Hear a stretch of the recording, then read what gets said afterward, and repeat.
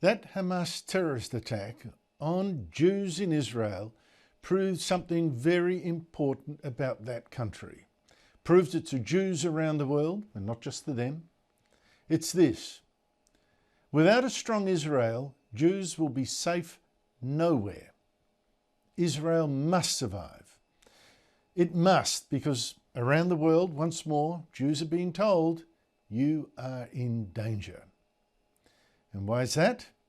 Well, predominantly because the West foolishly opened its gates wide open to first legal and now to illegal immigrants from Muslim lands, many of whom brought with them their age-old hatred of Jews, a hatred now excused, explained away, defended by the militant left.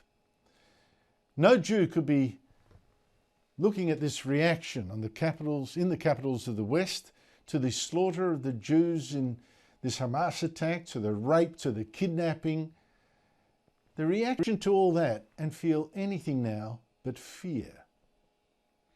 Now you consider Jews in Israel, women and children and men, were slaughtered. Women were raped and butchered.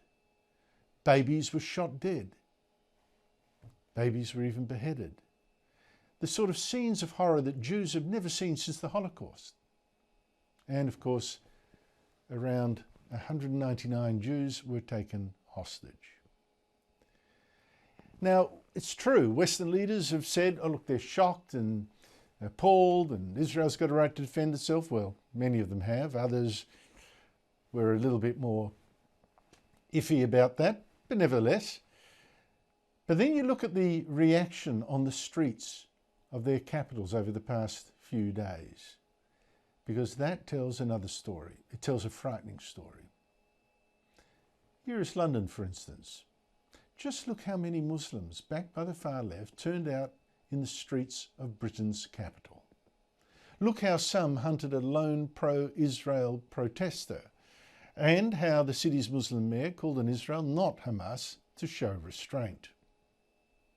Well, I'm not an expert on international conventions and so forth, but there's got to be an understanding that the consequences of a disproportionate reaction from the Israeli government is going to be incredible hardship. We're already seeing it from the pictures and images coming from Gaza. But it's not just London. Around Europe's capitals and in American cities too, we saw massive Muslim crowds, people who'd fled Muslim nations that made unlivable, but now are demanding the West share their hatreds again, all over again. This is the anti-Israel protest in Vienna. Violent, of course, as pro-Israel protests in the West are not. Here is the protest in Rome, where some chanted for intifada and for police to be killed. Here is the protest in Brussels, the city which has seen so much Islamist terror. In fact, we had one jihadist shoot dead 2 football fans just this week. Here is the massive anti-Israel protest in Paris, which has been yet another victim of Islamist terrorism. Indeed, yet another teacher was stabbed last week by an Islamist jihadist, this one of Chechen origin. Here is the protest in Amsterdam. And at the other end of the globe, here is the protest last Sunday against Israel, days after an earlier one chanted, "Gas the Jews."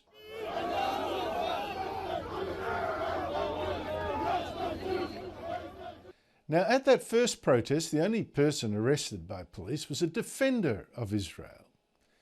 Now, at this second protest, police pushed away someone appalled by a protester who called for Jews to be wiped out, a protester claiming to work for Australia's Air Force. My heart is crying, Allah Akbar, get the Jews wiped out. Now, police there actually said that man had a right to say what he said, wipe out the Jews, but not to swear. This is public place language. We don't want a confrontation and stuff. Do you have your right to say what you want to say? Yeah, that's right. You understand it is an offence to swear in public, so just be careful with Okay, your now language. I'm going home now. Are these the new rules? You can call for Jews to be wiped out, but don't use a curse word? Well, after that was highlighted, the man has subsequently been charged. In Melbourne, another huge protest, and once again a Palestinian activist demanded Israel be wiped out from the Jordan to the sea. Talk about ethnic cleansing, and there were calls too for intifada. I've never felt so alone when our Prime Minister condemned Palestinian violence.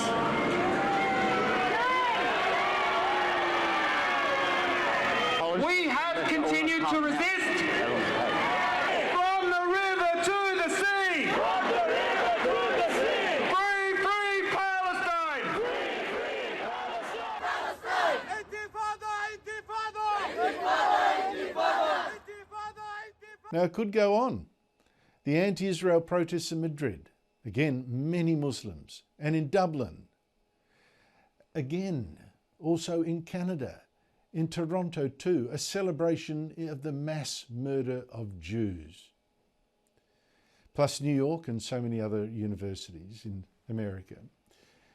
So many Muslims fled the Middle East, but imported their hatred to the West, and in these demonstrations commanded the streets. Now in Europe, where the Holocaust occurred, there it is worst. Politicians are now grown too fearful to confront the consequences of importing so very many people from the Middle East and North Africa. Now they're learning that their blind faith that people they took in would integrate seems to have been desperately misplaced. True, many immigrants did, but many others have not. Sweden now has had to call in the army to deal with immigrant gangs using even machine guns, grenades and bombs. And here now in Sweden, its own protest against Israel after Hamas murdered so many Israeli women and children. Looking at all that, how could Jews feel safe? How could they feel safe in Europe? And remember, Jews have already been ethnically cleansed from much of the Middle East. They're running out of homes. Look at the map. Afghanistan went from 5,000 Jews in 1948 to just one a couple of years ago. Iran went from 100,000 in 1948 to fewer than 10,000. Iraq from 150,000 to just 10 Jews in the country. Egypt from 75,000 in 1948 to just 50. Yemen from 60,000 to fewer than 50. Everywhere you look. Algeria had 150,000 Jews in 1948. 6 years ago, just 50 were left. Libya, none at all left. None. So what's happened to the Jews in the Middle East? What's happening now to Jews in Europe? Where are Jews safe? Well, where else can they be safe but Israel? If Israel is strong, if Israel is defended, if Israel lives.